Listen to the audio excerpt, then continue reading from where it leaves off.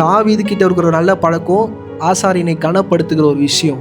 ஆனால் அவன் வாழ்க்கையில் பிரச்சனைன்னு வரும்போது ஆசாரியனால் ஒன்றும் பண்ண முடியாதுன்னு தாவீதுக்கு நல்லா தெரியும். இது புதிய ஏற்பாட்டில் யாராச்சும் நீங்கள் சொன்னீங்கன்னா ஆம் அல்லேலூயா நீங்கள் எல்லாரும் சொல்வீங்க. ஆனால் பழைய ஏற்பாட்டிலே தாவீது எவ்வளோ தெளிவாக இருந்தான்னு பாருங்க. ஆசாரியனை கூட்டி ஜெபம் பண்ணுங்க ஆசாரியன்னு என்ன பண்ணல. இதெல்லாம் நான் சொல்லும் போது என்னை நல்லா தள்ளி வச்சுறீங்க, என்னை கெட்டவனா பார்க்குறீங்க சில நேரம். நான் அன்னிலேருந்து இன்னி வரைக்கும் நான் ஏன் இப்படிலாம் போதிக்கிறேன்றதை நீங்கள் புரிஞ்சுக்கோங்க. ஆசாரியனை கூட்டு ஆசாரியனே என் தலையில் கை வச்சு ஜெபம் பண்ணுங்க, என்னை பரிசுத்தப்படுத்துங்கன்னு என்ன பண்ணல, மன்றாடல. நான் பாவம் செஞ்சுட்டேன், என் பாவத்துக்கு நான் பலி செலுத்துகிறேன், என் பலியை என்ன பண்ணுங்க அக்செப்ட் பண்ணிக்கோங்கன்னு எந்த காரியத்துமே பேசல. தாவீது ஏன் இருதயத்துக்கு ஏற்றவன் ஆண்டவர் சொல்கிறாருன்னா, இந்த இடத்துல தாவீது ஆண்டவருக்கு ஏற்ற இருதயத்துக்கு உண்டான காரியத்தை தாவீது செய்கிறான்.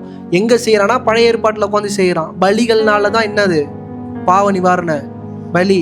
ஆனால் அதை என்ன பண்ணல தாவீது அங்கே செய்யவே இல்லை. ஆசாரியனை கூட்டு அந்த இதை என்ன கேட்குறான், ஏபோத்தை என்ன பண்ணுறான் கேட்குறான். இன்னைக்கு தாவீது வேதத்தில் 2 முறை மட்டும்தான் ஏபோத்தை என்ன பண்ணார், தரிச்சார்.